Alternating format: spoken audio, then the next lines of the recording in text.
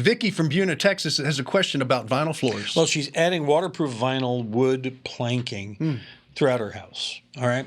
So Vicky writes, it's just me and my hubby with occasional visits from the Grands, and I've been told so many things about cost and brand and style. I'm more confused than ever, she says. I've been told to ask about mill thickness related to the wear layer and to get middle line rigid instead of flexible with a built-in pad. Can you help me, Tom?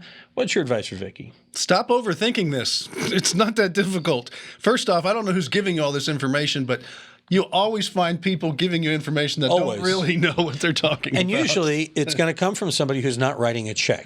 Yes. So you don't live in Houston, but if it was a Houston call, I would say just go talk to Jason, and you'll have many options. The most important thing, whatever floor you choose, just make sure it's installed properly, and it'll be fine. So don't overthink it. Get a nice, beautiful floor for yourself.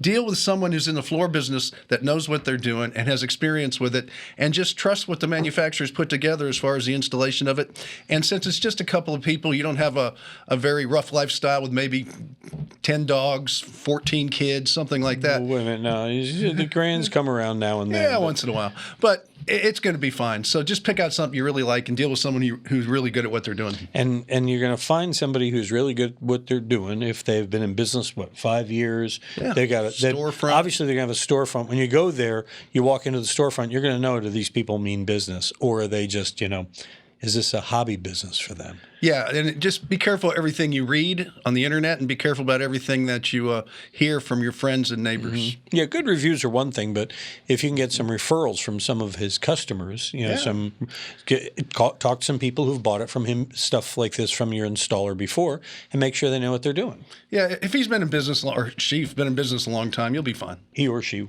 However this person identifies. That's right. All right. We identify as helping you with your home improvements. That's why we're here. And Tom can answer your questions. All you have to do is visit HomeShowRadio.com and click on the Ask Tom button. You fill it out, you send it in, Ding. we'll answer it, just like this one.